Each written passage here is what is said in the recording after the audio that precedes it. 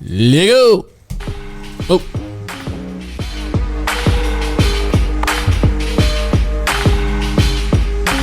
It's Too T3rpd. All right. Question number 1. You freestyle? Hell no. I need to be real before I embarrass myself. Hey. The way you was looking, I thought you knew what was coming. I was like, oh shit, he about to hit some shit. Hold up. Oh man, I love music. I used to be up in the studio helping people freaking market their music a long time ago. So, but I am no musician. Not only are you into cannabis, you're an A&R too. A very unofficial A&R. Yeah, did it a few times for some of the homeboys a long time ago. Damn. I liked it. Marketing connoisseur kind of overlaps into both things. Okay. Yeah. So basically, you was the weed man. Yeah. Yeah. Yeah, that's what it broke down. Yeah. The plug. Yep. He's the weed man. He's the weed man for the artist. It all makes sense. Yep.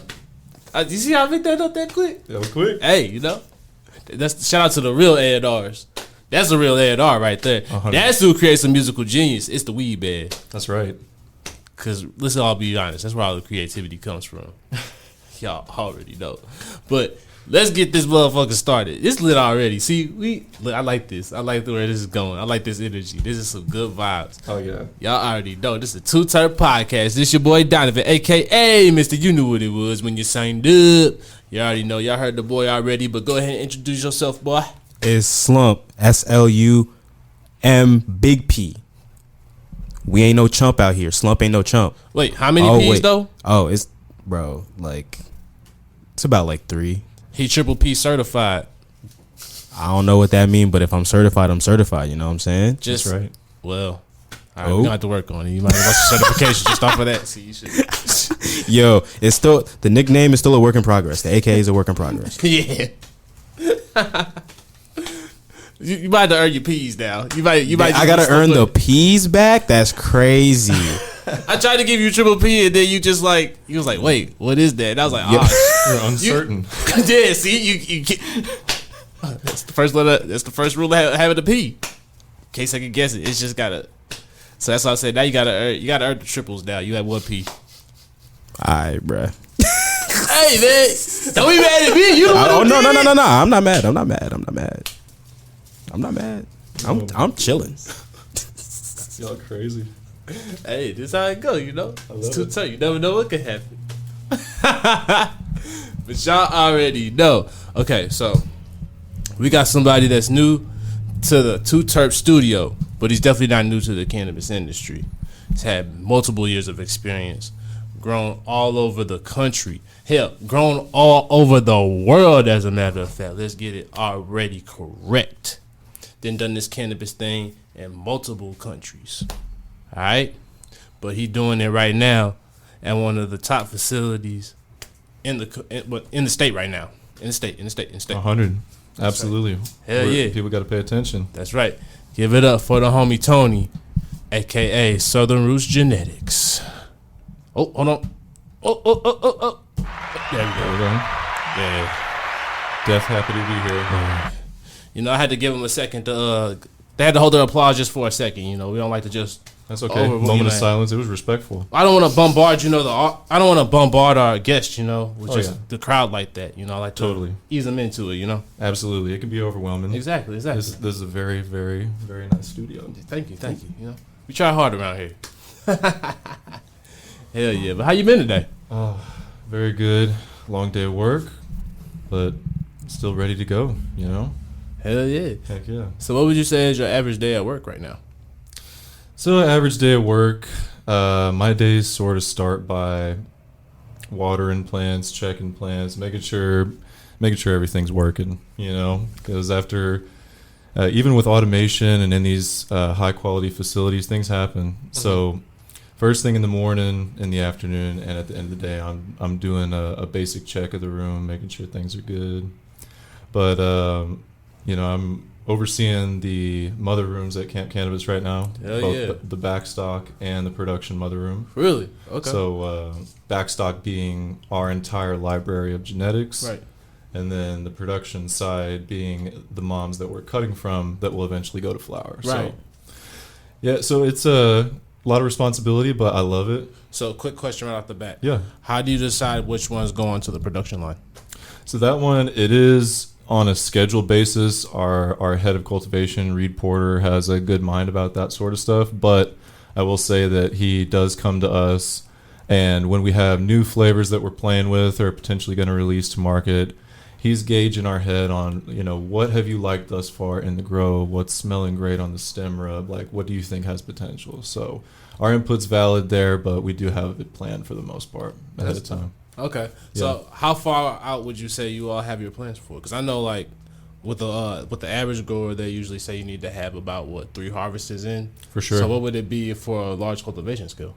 For large-scale cultivation, they're planning sometimes a whole year in advance. Really? Yeah, it can be a long time. And again, as things change or new genetics are on the horizon,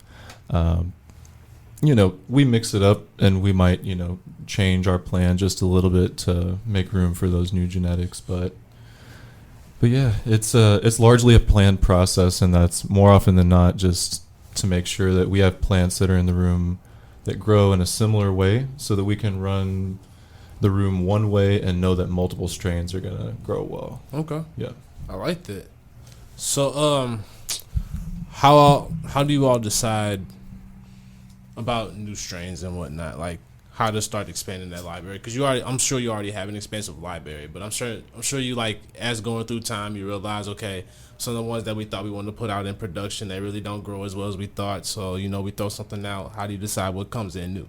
100%. So it's a combination of things. I would say it's both through that trial and error process that we are figuring out, do we need something else, number one, in the first place, or does everything bang? Because sometimes as we get new pushes of genetics, everything bangs. Exactly. But there are other times where we have to pick and choose what works and then try to supplement from there. But whenever we're doing that, we're considering the top breeders out there, your Cookies, your Grandiflora, your Sea Junkie, your all the big names, right? That's what's up. So it is really on a need basis because right now we have a really banging lineup of genetics. So though we're in a slight trial mode with some genetics, we have a really good lineup already.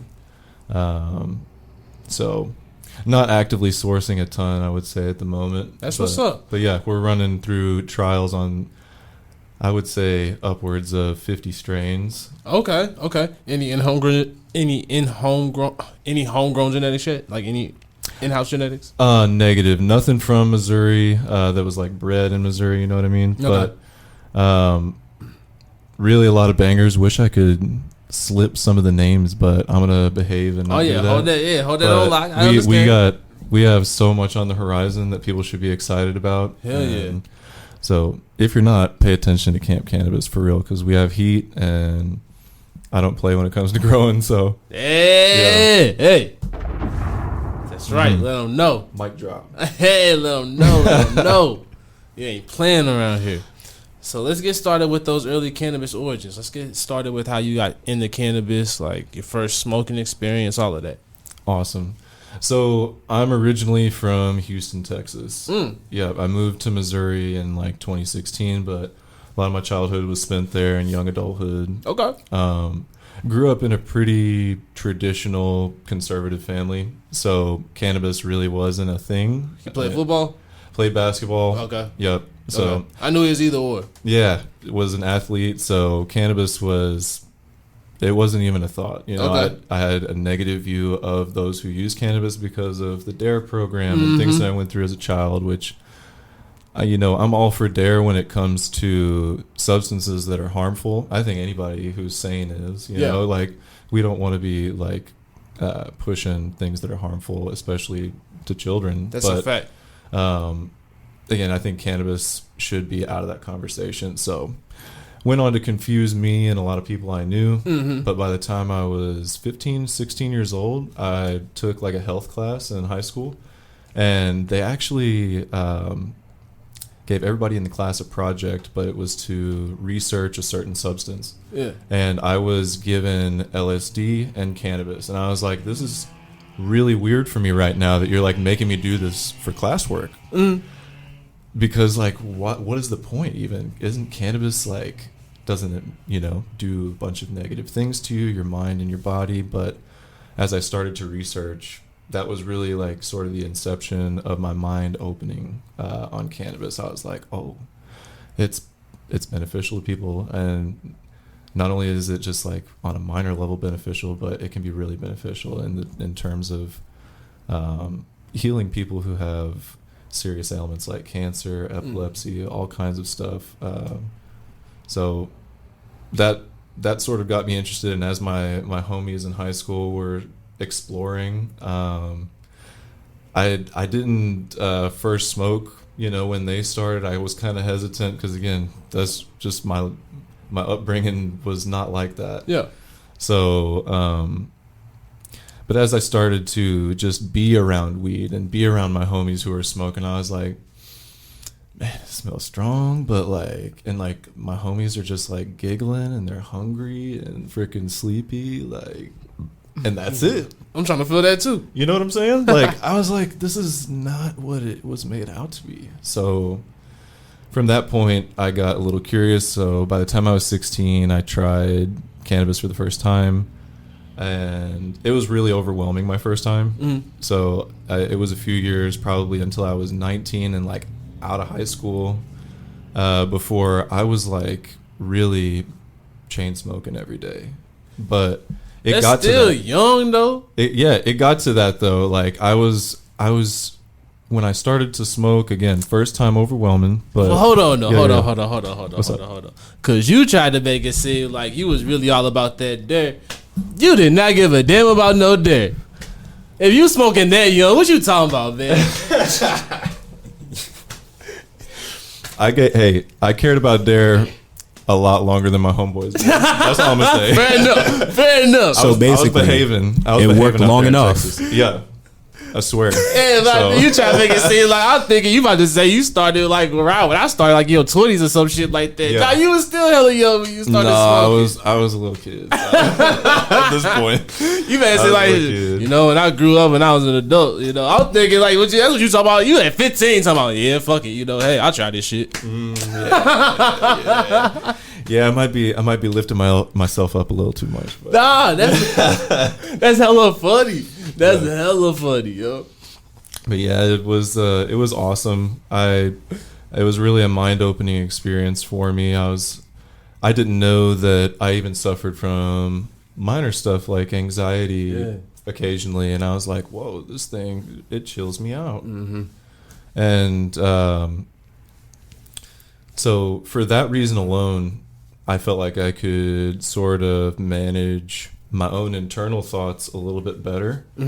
And yeah, for a long time, I was using cannabis because, you know, of the health benefits of my own experiences. Did it help with school at all? So by the time that I had started cannabis, I was like already out of college. Oh, okay. So okay. Yeah, no formal education on me except for like a couple hours here and there, but it is what it is. I feel you. Yeah, not the only way to learn. That's right. But yeah, so around the time of me being 19, 20, you know, just growing into a young man, I was like really on fire for this stuff. I couldn't get enough cannabis. I was like, there's all these flavors, there's all these different aspects that it, you know, it can look different, it can grow different. And in Texas, there's not people just, you know, it wasn't free with it at that time. That was like 2012, I guess, when I was like 18. So, so yeah, it was really just like a love on the consumption side and seeing how it affected me and would affect others around me that really got me in it. But fast forward and just a little bit into my own personal journey with cannabis, 5 years ago, I broke my neck. Oh, shit. Yeah. It was that was another life-changing experience, sort of on the negative side for my physical body, but you know, being in the hospital with all that pain, being given 5 different medications, some of them just medicines to counter the other medicines. I was like, babe, the second I get out of this place, like, have my bong in the truck and have the bowl loaded, because that's what's going to actually help me. Hell yeah. So after I left the hospital, I was cannabis only from the day I left the hospital. So I had a neck brace and like a little cane and such, but like I would hobble out to my whip and hit the bong as needed to handle my pain. And it's truly an amazing medicine for people with spinal cord injuries, because most of our receptors for THC are in our spine.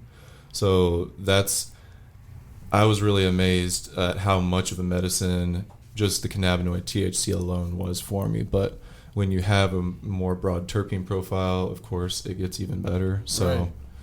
Yeah, my love and appreciation for cannabis as like an analgesic, as a pain reliever, it even grew, more from there. But yeah, can't say enough good things about this plant. It's amazing. Hell yeah.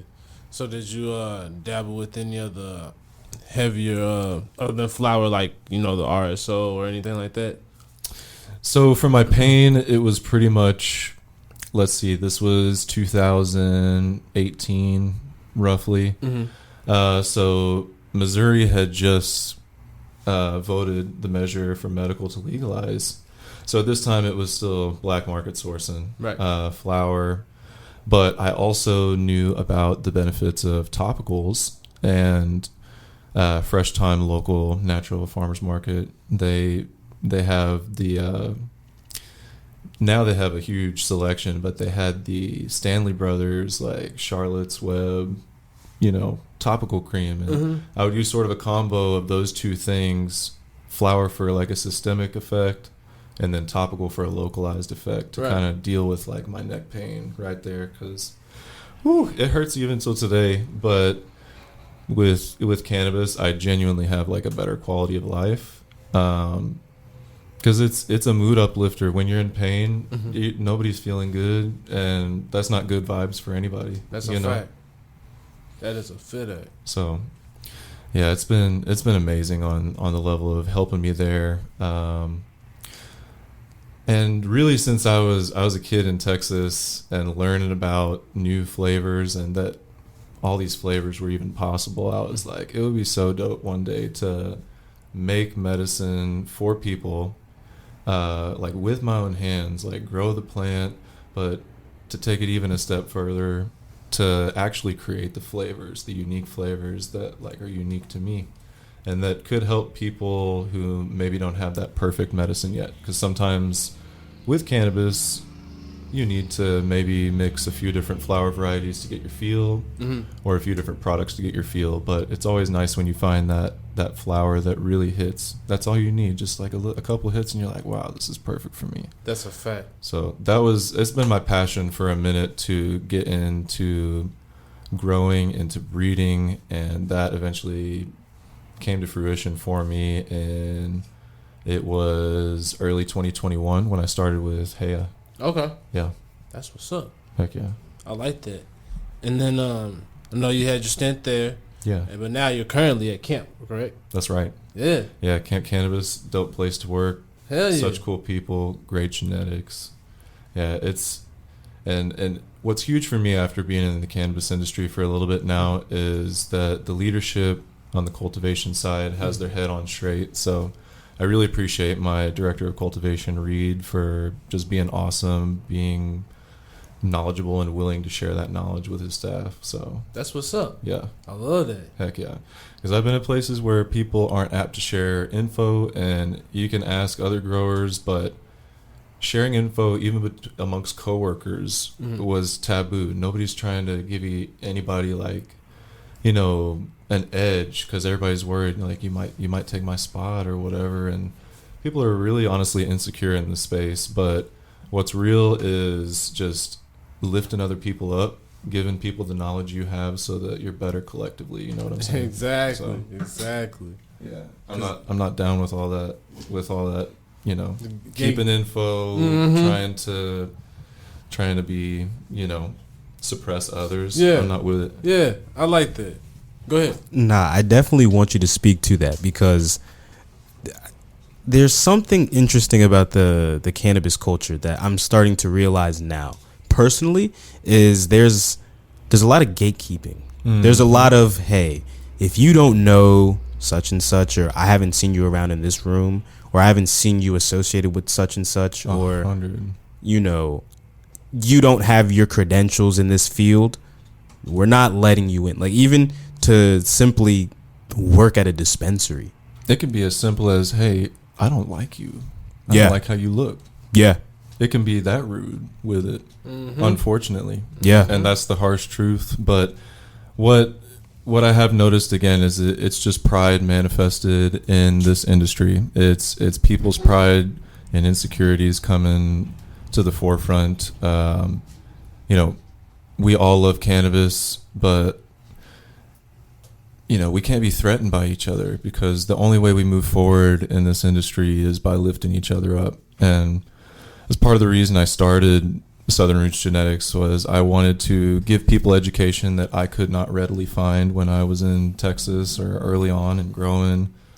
And I know that's how things accelerate. That's how we have, people stepping on the shoulders of giants and being better in the future. Yeah. But it's an epidemic in cannabis, and I would say it's most concentrated amongst growers, though it does stem to the dispensary, the manufacturing level, even on the black market side, and nobody's trying to see you win sometimes. Yeah. So, no, I definitely hear that. Yeah, that's facts right there. I'm over here just sitting with the joint in my hand. No, you Gucci. Shit, pass that over to Slump too. Yeah. Hey. He is joining in on the festivities. I appreciate it. Come on now, it's Too T3rpd. Yes, sir. Speaking of which. What you talking about, hitting a dab? Ooh. If you're up for it. Or you want to hold off on that? I'm going to hold off. I'm gonna stick with what Tony done brought so far. Oh, yeah. Here's the last little bit. Thank you. Oh, yeah. So, yeah. Now that we talked about your commercial experience, let's talk about some of your personal growing experience. Let's talk about some of the first times that you grew. Yeah. So first time that I grew cannabis was probably back in 2017, 2018, because again, as I had this passion and want to get into it, I was like, I need to do anything I can. At first, I started a little bit earlier than that, growing vegetables, herbs, all kinds of stuff like that.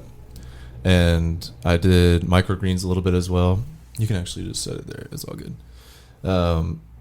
I sold microgreens to local St. Louis businesses, actually, but I just wanted to get immersed in growing. Started that probably in 2015, 2016, then leading into that 2017, 18 period is when I was like, man, I need to get my hand on some seeds and just do it. So I was able to source some packs locally from, it's this semi-local breeder to Missouri. I don't know if you know him, Brother Mendel or whatever. I've heard of him. Yeah. Yeah, so there are a few varieties I got from him. I was seeing in the Facebook groups and stuff like that. I was like, that looks fire. So spent some money on those seeds, got them, grew them. And at first, just out of sheer safety for my family and I was freaking vegging it out and really getting hella versed on the veg side. I was not trying to learn about, deal with smells at first. But after breaking my neck later into 2018, I was like, I'm just going to go all in on learning how to grow. So I got into, learning about filtration systems and, the more advanced stuff to keep your grow tight and make sure nobody's smelling what you got going on. So it started with, growing seed plants and not knowing what I was doing, and that evolved into learning how to clone and scale things, building my own grow tent with just panda film and building kind of a low budget setup. Now it's evolved into much higher quality LEDs, automated watering, the whole 9 yards. So, yeah. So it was a while ago when I did my first plant. It was one of the Brother Mendel's. I think it was what was that thing? Breakfast in Paris. That's what it was called. It had some like orange and blueberry terps to it. A little bit of baked goods. It was dope. Man, it sounds like, I don't know, that sounds romantic as hell. Yo. Sounds like a scone. Sounds like a scone, bro. Oh yeah, it was delicious, and I think one of my favorite plants that was right after that. I got my hands on a Wi-Fi OG, which was just it was pure stink. It was great. Yeah, it was, and that's what really serves me. My daily driver for weed is like stuff that is going to be a little bit more sedative and heavy. Like I need that during the day for my pain to just manage. Yeah. So things that are like, again, your OGs, your peppery caryophyllene type, spicy things. Like there's a real spectrum with terpenes, you know, like that one terpene can smell like so many different things depending on how much of it's there and what else is mixing with. But yeah. Yeah, so that evolved into me learning about the prominent breeders that were outside of Missouri, the seed junkies, the compounds, you know, the heavy hitters in the industry. Right. And through that, I was able to source some really dope genetics as well, just buying through seed banks online. And after I had my little stint at Heya, fast forward in you know, however many years, I was really immersed in the genetic game and was sourcing some serious genetics from people like Surfer Seeds out in Oregon. They had this variety called Point Break, which is like, it's a Trop Cookies to Trophy Wife. So it's got a lot of color, it's got a lot of flavor. It's basically like a lavender, floral, peppery type of weed. It's like the most floral type I've smelled. I'm like, damn, that smells like flowers. Okay. It's crazy, but yeah. So my journey with weed has really been, it's been long. It's been through a lot of like trial and errors on my own. You know what I mean? And I think anybody who's been through that, you know, you want to turn around and just give that to someone else, which is like, that's sort of where my heart's at about it. Like whether it's my coworkers, people who hit me up randomly online, like, and they're like, "Hey, can you help me fix this?" I'm like, "Absolutely. Let me try. Hell yeah. Let me see what I can do." Yeah. So, and you've done that on multiple levels too. This isn't the first form of media that you've been on, correct? 100%. Yeah. Yeah. So speaking to like the music and stuff. Not even. I know you're on you're on another YouTube. Oh, now I see what you're saying. My bad. No, you good. Yeah. So I've been doing some talks with Future Cannabis Project. I shared a pretty interesting study on LinkedIn not too long ago about photoperiodism and basically how long your lights are on or off and how that's going to affect your plants, right? And they're like, "Hey, you want to come and talk about this?" So made a little presentation, and yeah, we had a really dope talk. It was, you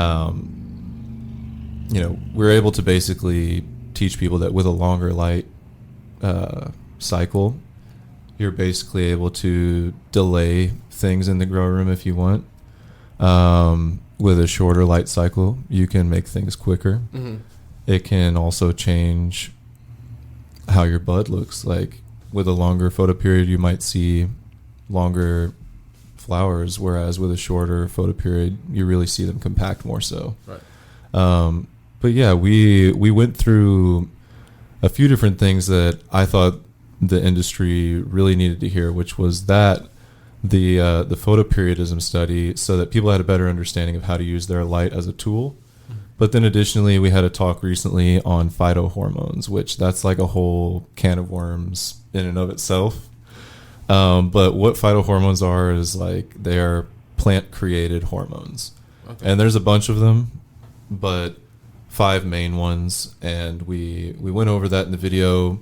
Auxin is the first one, which this one effectively is in the tips of the new growth, and whether that's like a new shoot or a root, it's in the tips there. There's cytokinins, gibberellins, abscisic acid, and I see a lot of people, struggling in their grow. Some of them know they're struggling, some of them don't. Right. And this talk really opened a lot of people's eyes because, at least for the hormone ABA or abscisic acid, this is a hormone that the plant releases when it's stressed. And when it does that, it basically coats the tiny pores that are underneath the leaf where the plant is releasing water vapor through, because it's like, I need to preserve the water that I have in me. I don't know if I'm about to die or not because the environment outside is stressful. So I was showing growers, like, this is what it looks like. If you see this, you're stressing them out. we gotta do some different things here. Got a lot of responses. Yeah, and it's really it's been fun talking with Future Cannabis Project and other entities who are excited about just giving growers good information. Hell yeah.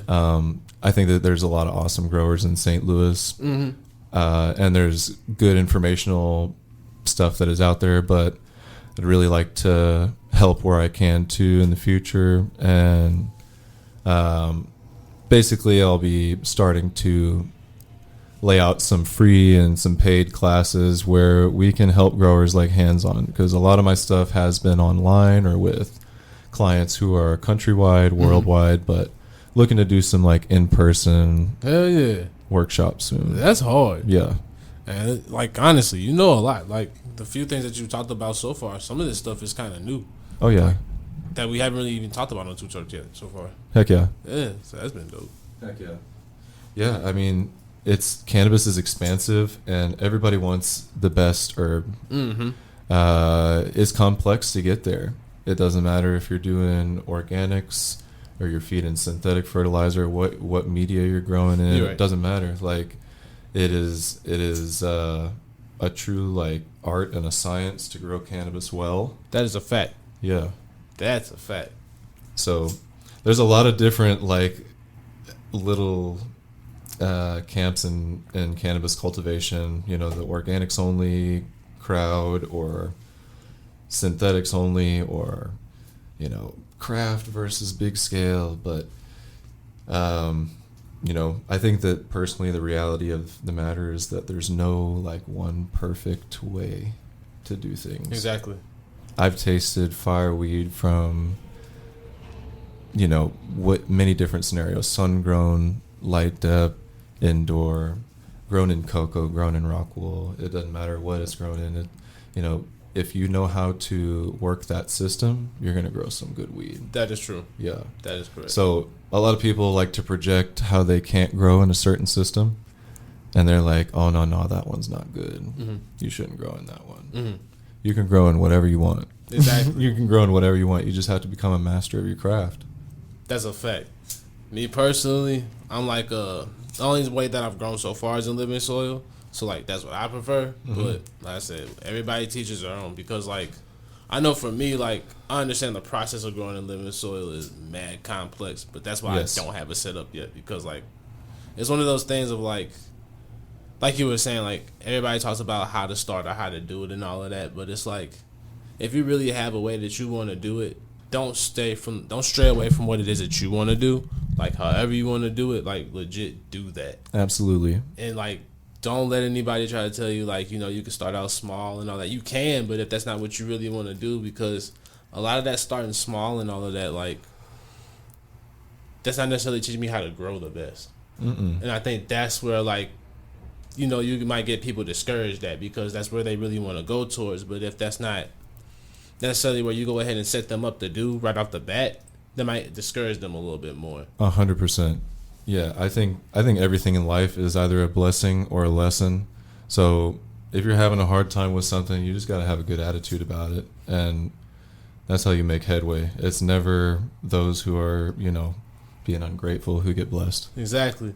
Like we were talking about the doors before, and like I feel like one of those things about even like give the people the information on the tools. Let them know all the tools that really actually required to do it, so then they can even decide if that's what they want to do or not. That's a big way to help somebody. Like you might even be able to help them like not even start before they get started. You know what I'm saying? 100%. They could either be that thing that'll be like, oh, okay, now I know exactly what I want to do with this, or it could be like, all right, man, this is really complex. Because either way it goes, there is no shortcut to this. Absolutely I think not. That's the part that people get confused. Like you were saying, no matter how you grow, it's got to be done the right way. Absolutely. And I think a lot of people will look at, well, if I grow this way, then I might have to take, that might take this long, or this won't take that long. Like, nah, if you're actually doing it right, like, no matter which way you do it, you got to put some time and you got to put some effort and work into it. 100%. Yeah.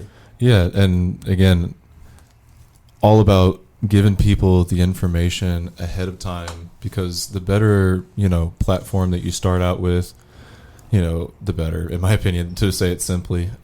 Just have a lot of, mistakes that I can think about that I made, and I'm like, damn, if people can avoid that because they understand how to use pH, or how to use, what nutrient concentration, if they know all these things, these fundamentals, then you're able to, what I call, conscious grow. You can consciously grow. Outside of, that, a lot of it is guesswork that people are having. And I think it's much better to know what you're doing. It helps me literally direct the flow of plant growth. Mm-hmm. Like at Heya, I was able to achieve basically within the top 1% of like yield metrics in the whole country, which is like 5 pounds of dry weight a light, which is a ton. And the industry standard was basically anywhere from 2 to 3 pounds a light, but technology is advanced, information and growing systems have advanced. So that in tandem with genetics and an in-tune grower, I mean, you're able to see really stupid results. And that's what everybody wants at home. You want to be able to just like have your run, have it sustain you. And like, I think that's where a lot of people are falling short. A lot of people have great terps on their stuff, but maybe they're not able to keep their supply up. But this comes with learning. Just learning the fundamentals. Hell yeah. Yeah. All right. So I don't mean to cut you short, but right now we got to take a break real quick. And when we come back, I actually want to talk about some tips for new growers and whatnot. Bet. All right. Let's get it. Let's go. And we're back. What up, y'all? What up? We had a nice little dab break, smoke break. We back in the binning. All right, so the last thing we were talking about a little bit of growing tips. I think we were going to tap into some beginners growing tips. Heck yeah. Yeah. So give us a couple. Yeah, so as far as some beginners grower tips, I think one thing that people should learn about first is pH. So pH stands for potential hydrogen, and what it really means to you is that it's basically how well your plants are going to uptake nutrients. Depending on what kind of growing media you're working with, you want to use a different pH to have the best nutrient uptake. So for soil systems, it's going to be a higher pH. For your hydro systems, for things like rock wool, cocoa, you're going to go with a lower pH usually.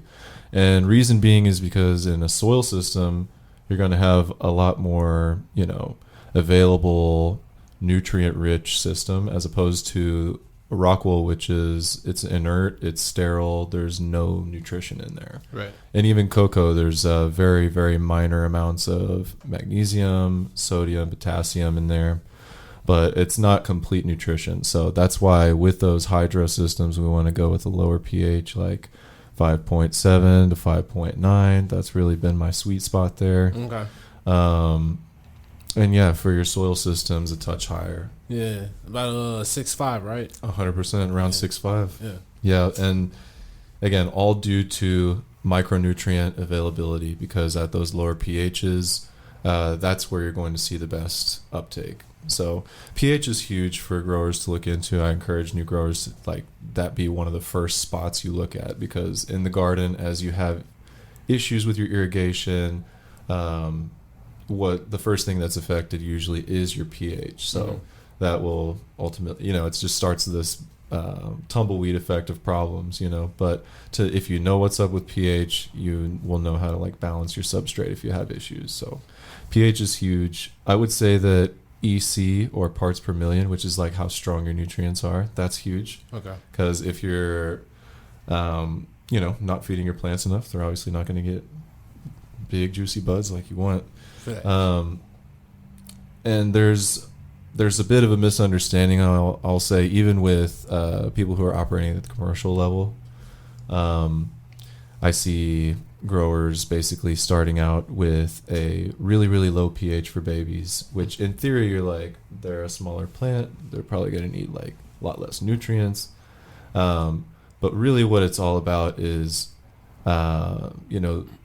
based on the number of your nutrient concentration, that's going to determine how well nutrients are flowing in and out of those plant cells. So the higher the EC, the better for yield, but the harder it is for those nutrients to pass through the cell membranes.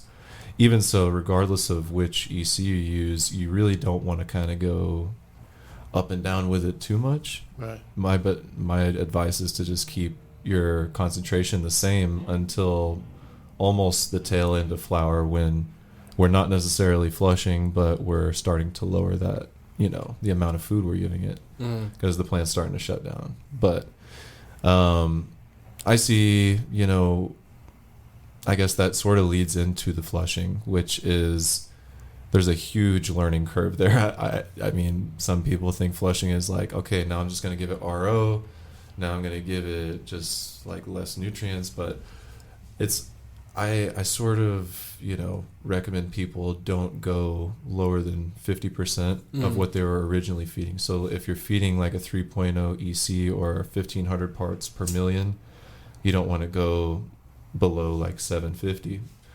And the reason is you're basically shocking your plants when you do that. Okay. If they were used to like handling a really high EC and then you just starve it, essentially, like you're giving it a lot of food its whole life, and then you're not giving it any food toward the end. A lot of people can see what looks like a pretty grow start to mold in the post-harvest because their cell walls are not very strong. If they were fed the proper nutrition, they would have the calcium to have strong cell walls and all the other nutrients they need to be strong. But I see a lot of growers just they really don't know what they're doing with nutrients, and that's okay. But starting with a baseline concentration is what you want from veg all the way through to the end of mid-flower. When you switch from veg to flower, you just want to switch the composition, not really the concentration. So like you're switching up the amount of minerals that are in there, right, to cater to flower a little bit more. But when it comes to flushing and finishing, you do want a little bit less nutrients. The plant's shutting down. You want less light intensity. Everything's starting to just kind of turn off, right? But you don't want them devoid of nutrients, or else you're going to see issues later, whether it's with product quality, shelf life, terps. Like you will see an issue manifest. So if you want to improve your shelf life, especially, like it's very important to make sure you are feeding enough all the way through. Okay. Yeah. So pH, feeding, flushing, those are all really 3 big points that beginners can focus on to like sort of build their grow game off. Hell yeah. And then I feel like one of the biggest things that people have difficulty with, because yes, the process of actually growing is probably one of the hardest parts, but I feel like the hardest part is harvest and how you cure. Ooh. This is great.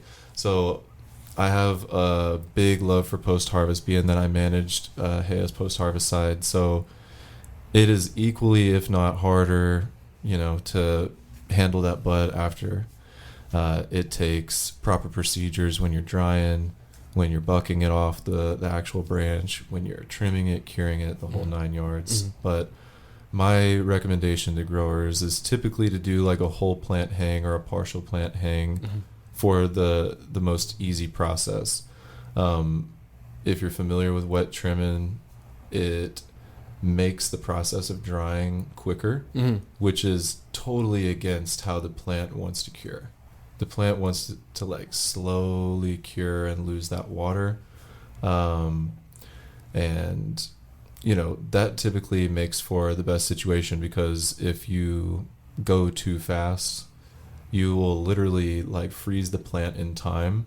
And you know that like hay smell that plants can have in the dry room? You stop it right there if you have variable conditions in the dry room. So 60-60 is tried and true. It works. It's been said for a reason. But if you can't hit 60-60 and you're a few degrees off on either your temperature or your humidity, you just want to be an equal amount, equal and opposite off that value. So like if you can only hit 62 degrees Fahrenheit, go for 58% humidity. So you're like 2 percentage points down there. Okay. And that will help keep a balance with that cure process. So that's huge to start off. And again, doing the whole plant hang and the partial plant hang allows for a slow loss of moisture. So that's like right in alignment with how your plants want to lose moisture and properly cure.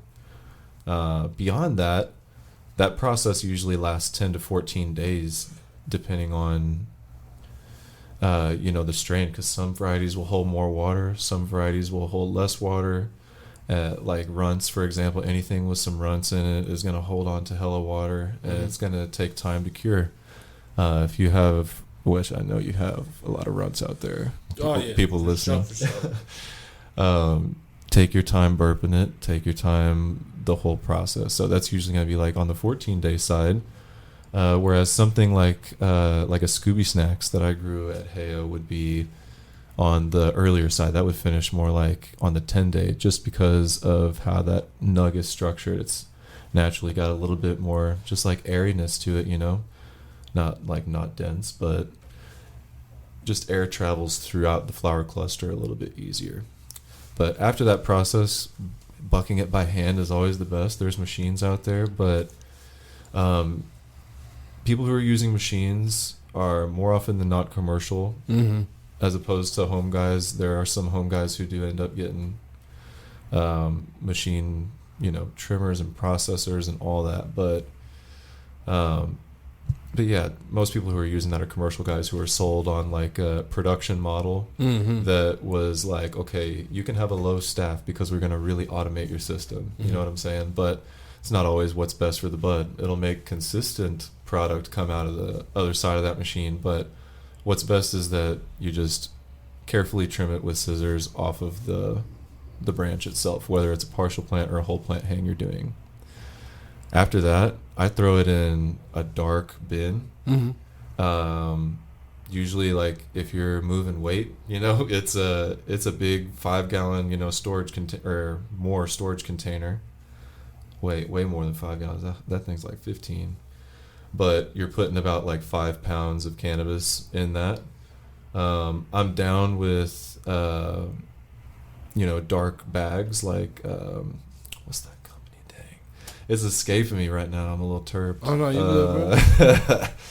But it's one of the companies that essentially like it's like a terp lock bag, right? It's just a dark anything that will like get rid of light, heat, and oxygen is going to be good. So I like to have the weed inside of a dark bag, inside of a dark storage container to like keep out any sort of light, because all those terps and cannabinoids, they start to degrade in the presence of those things. Yeah, I know what bag you're talking about. I can't think of the name of it either. You know what I'm saying? Yeah. I'm like, gosh dang. But those bags are great, and usually this is when the process of burping really begins, So burping can vary, but I sort of try to keep it simple when I make recommendations. So the varieties that will hold more water, you do like 2 10-minute burps a day, right. And then varieties that will easily lose water, just 1 15-minute burp.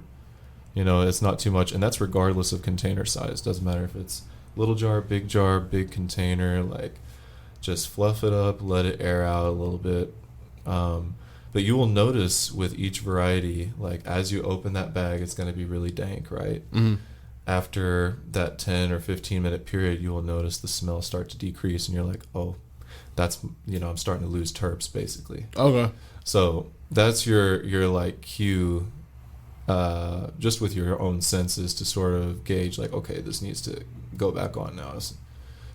I'm not giving off excess moisture now. Now I'm giving off moisture and terps that I need to keep in there. Okay. So that's a crucial piece. I think that a lot of people are missing it on burping.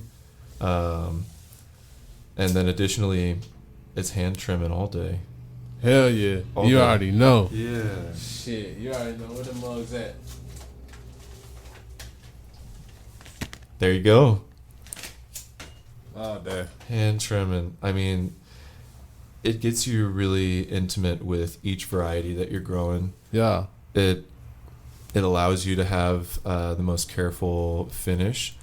And regardless of the fact that, people who wet trim and believe in it, they say, well, my trichomes are more wet. They're going to stay on there. They're not going to fall off. But at the end of the day, a lot of people can't time how quick that process is for each strain. So, when you get to the hand-trimmed, dry-hung product, it's just almost always superior to that other method. So, yeah, it just allows you to really, I don't know, get the best expression of what you grew, because otherwise, if you use a machine, for example, you're getting a shaved down version of what you made. It's honestly it hurts. I agree. Like, honestly, I got those, but I really like the bonsai trimmers for real. Mm-hmm. Like, that's when you're doing some elite trimming right there. Oh yeah, bonsai trimmers are dope. Yup. Mm-hmm. That's when you get in there and getting the precision. Mm-hmm. Yeah, I love it. And QA/QC was part of my job at Heya, like just overseeing the trim room, dry room, cure room, all that stuff. So I have like an eye for quality, and just after even just consulting operations other than Heya, and seeing the wet trim process, I'm like, there's no way nothing can touch this dry hung hand trim product. Hell yeah. That's the artisan way. For sure. For sure. Hell yeah. And beyond that, the last thing that people are missing is weed is like wine. Okay, so Speak on that. Here's the big secret people are missing. When your cannabis is burping, you are getting it down to an optimal moisture content, right?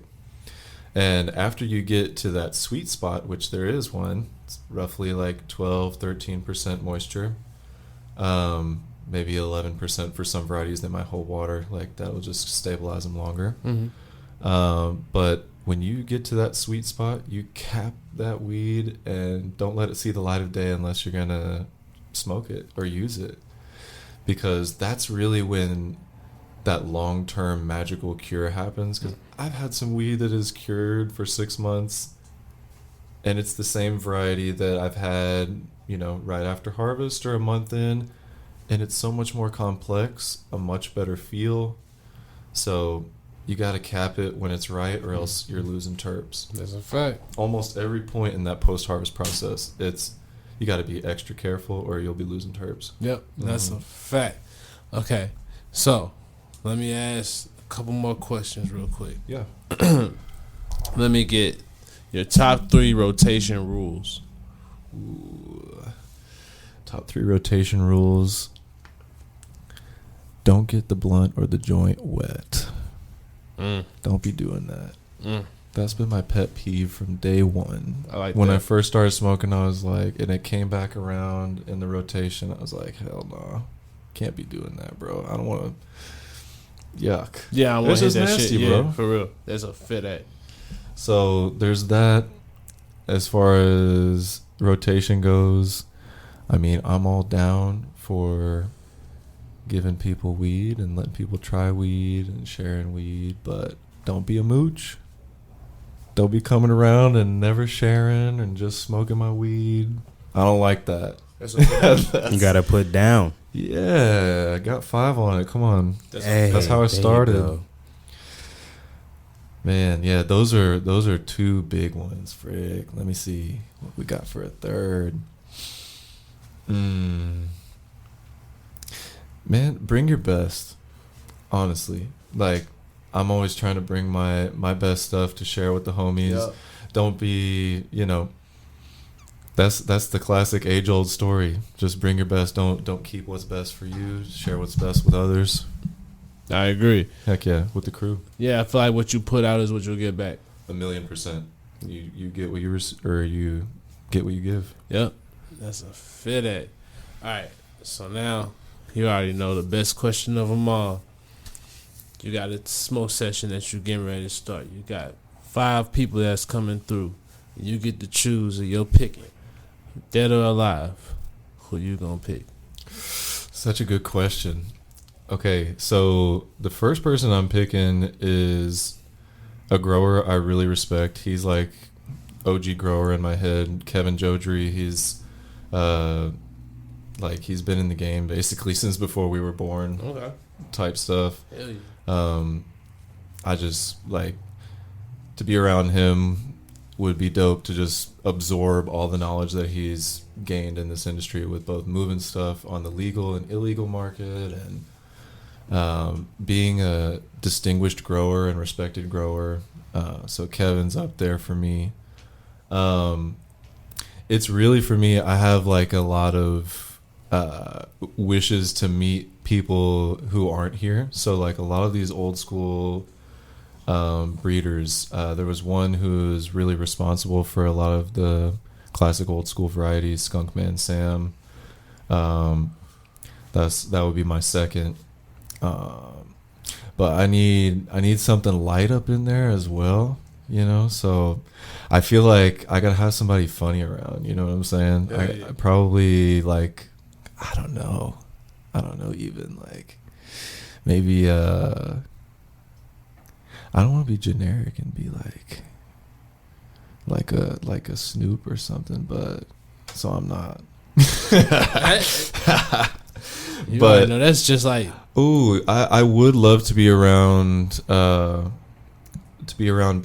and to pick his mind on not only his cannabis empire but marketing, generally speaking, because he's got an amazing marketing head, not just for his cannabis, but like he's continuing to fund his cannabis entity with merch, with apparel, and just his like cookies brand.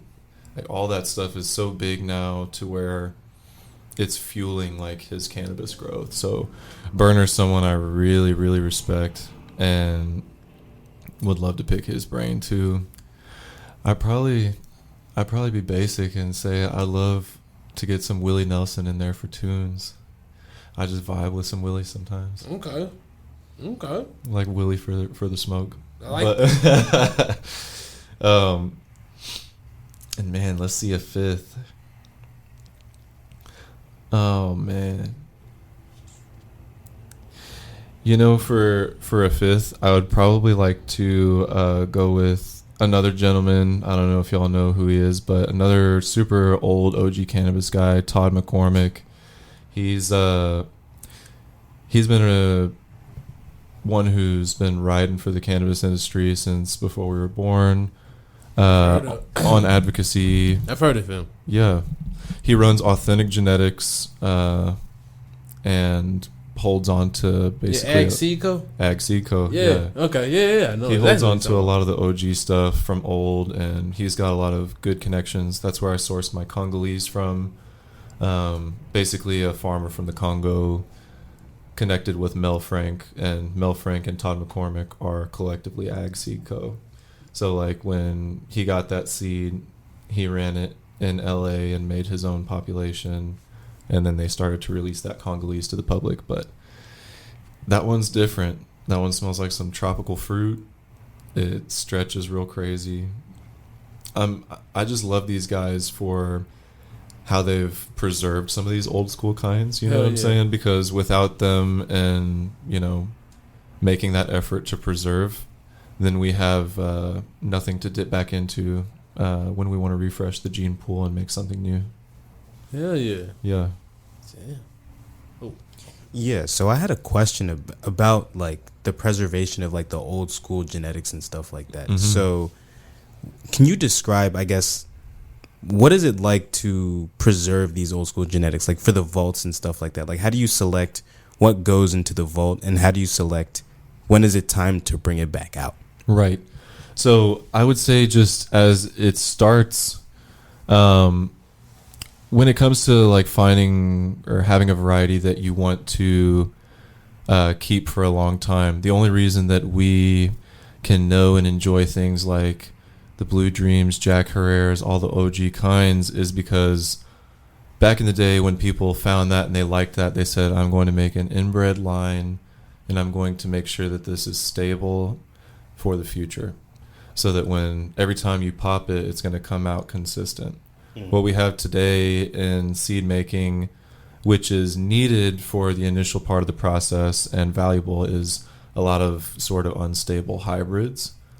So preservationists will look to inbreed their lines, make sure that there's stability there, and then once they've actually created those lines,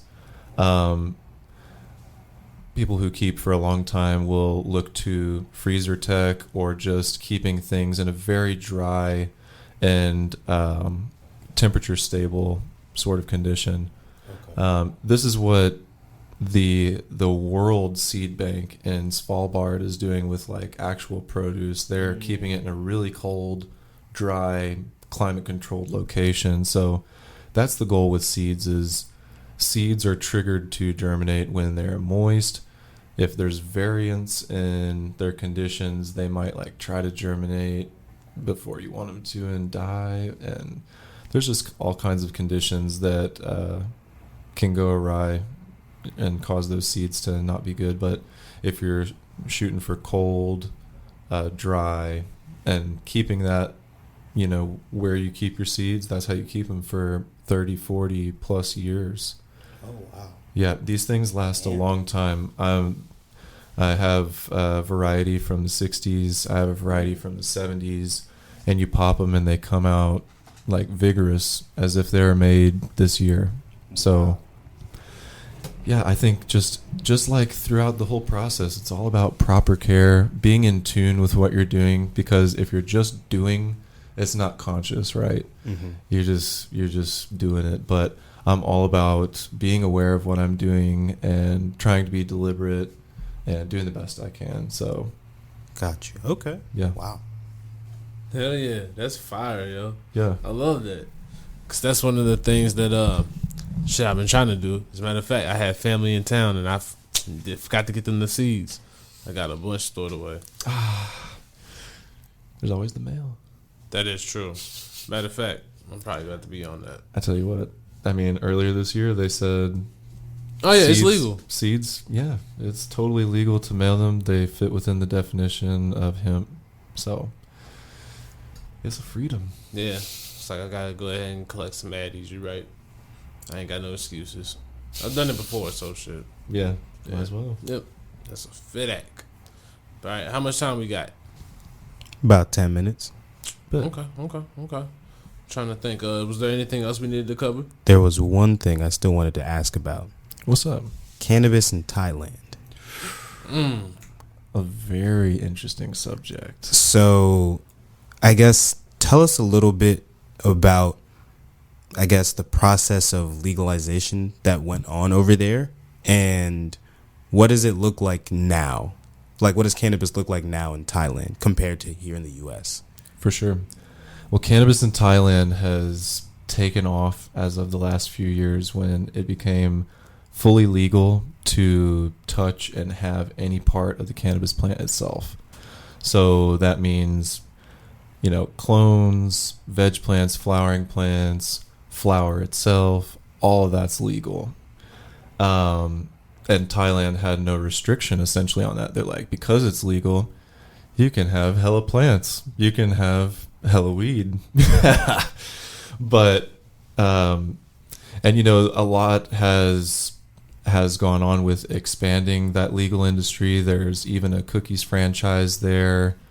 I I was able to work with one of the indoor grow operations there when I was at FOS.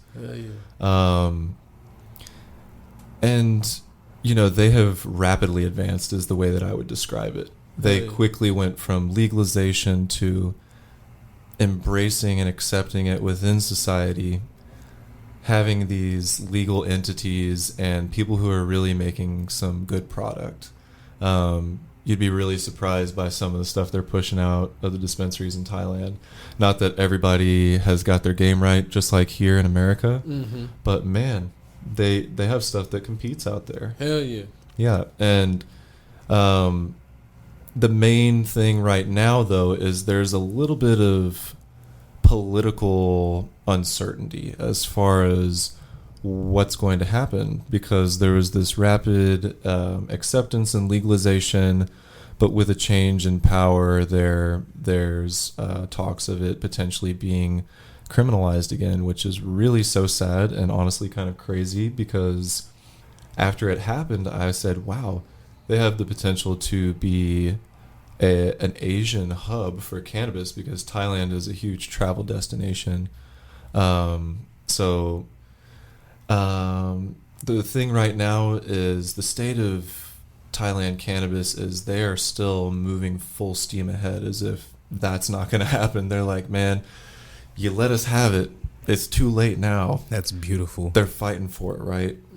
So we will see what happens. Time tells all, but I have a feeling like the Thai people will fight for their rights when it comes to cannabis.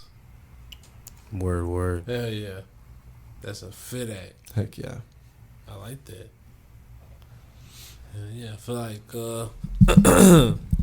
well, they probably that's probably a good note to end on, isn't it? Yeah, I mean, we're doing good on time, honestly.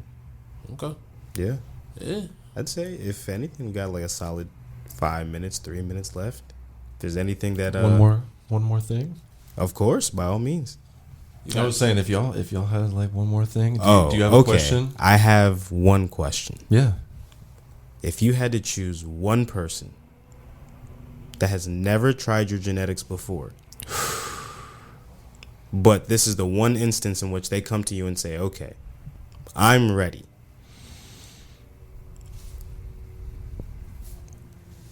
What genetic are you going to choose? And who are you going to choose? It's a two-parter. Okay. So what I would choose would be my own genetics, respectfully.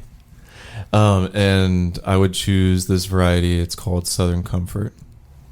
So Southern Comfort was one of the first varieties I ever made. It is a combination of an old school variety, the Indiana bubblegum, with one of Exotic Genetic Mike's varieties, which is Southern Sugar. And the Southern Sugar is a Georgia pie to rainbow chip. Rainbow chip being like a Thin Mint Girl Scout cookies kind of feel, right? It's a heavy hitter on the mom or the receiver side. The Indiana bubblegum was the pollen donor, but this is a variety that has a really large footprint already in the U.S. Hey, for all y'all that don't understand plant language, that's the baby daddy.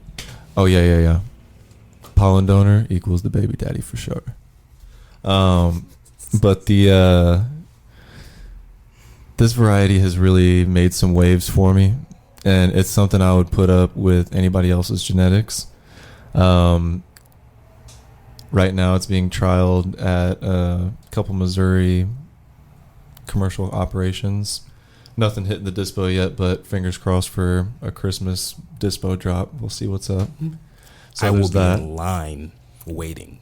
But this variety, this combo itself is like, when you smell it, you're like, that smells like some Big League Chew or some Hubba Bubba right away. You get the true bubblegum from the pollen donor.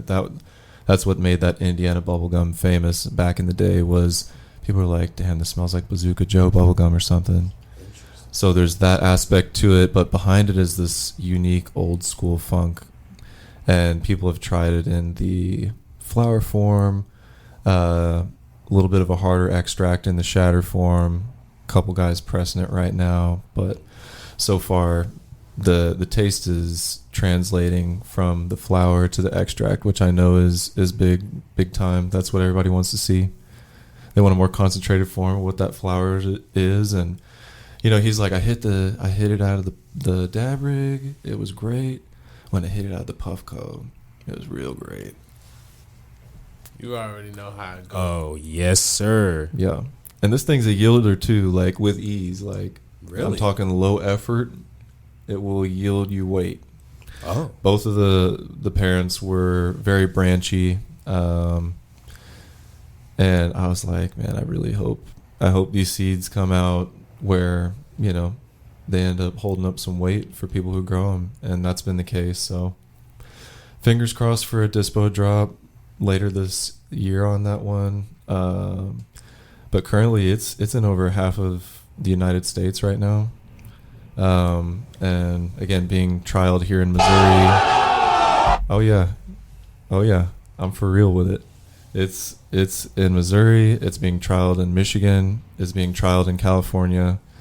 So this thing's about to make some waves. Just wait for it.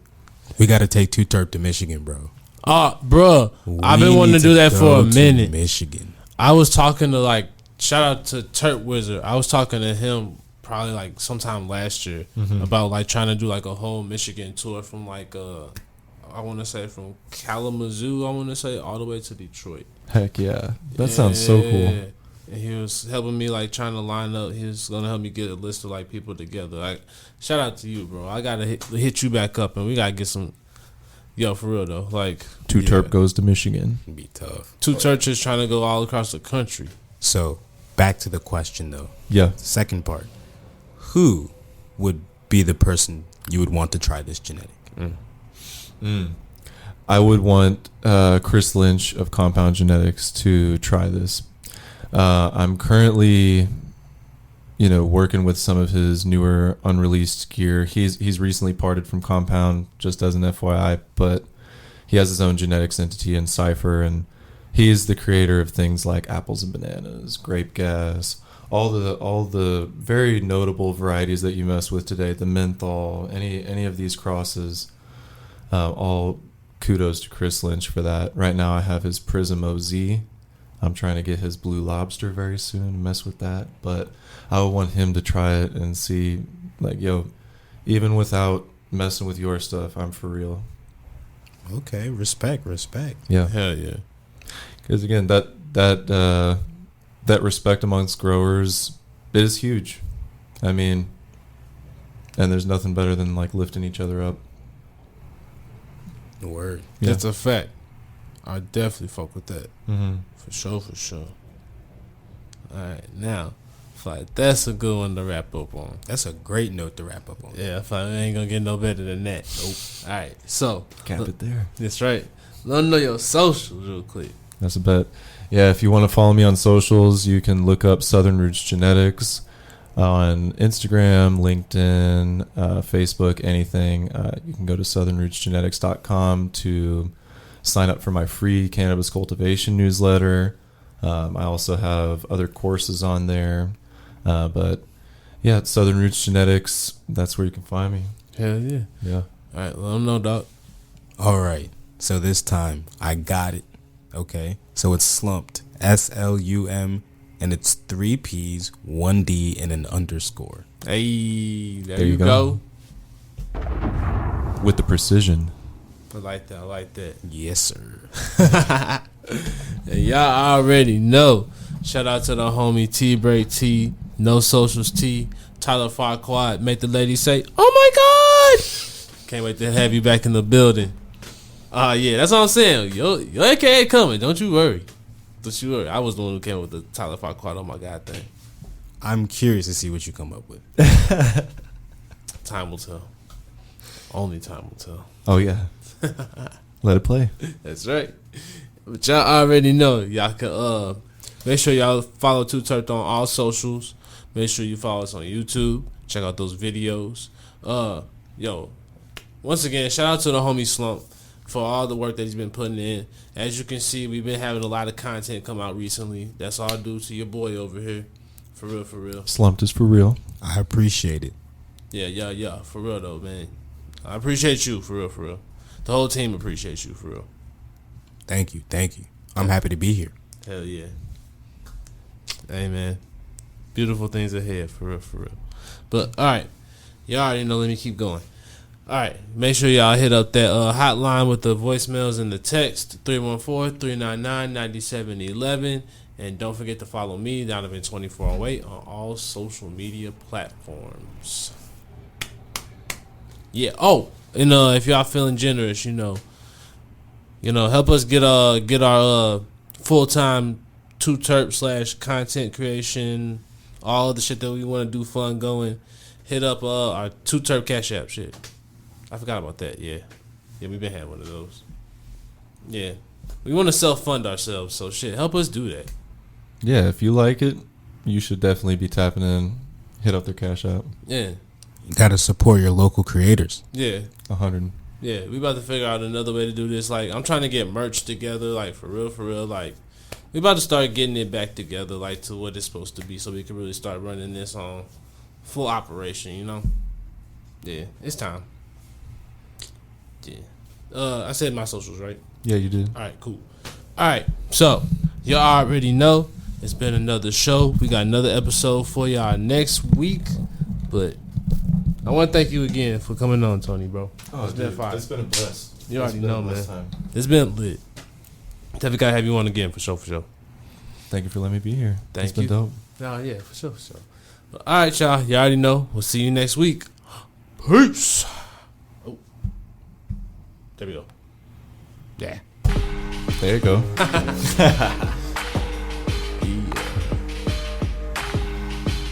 That's for you. It's 2 2 2 Terp.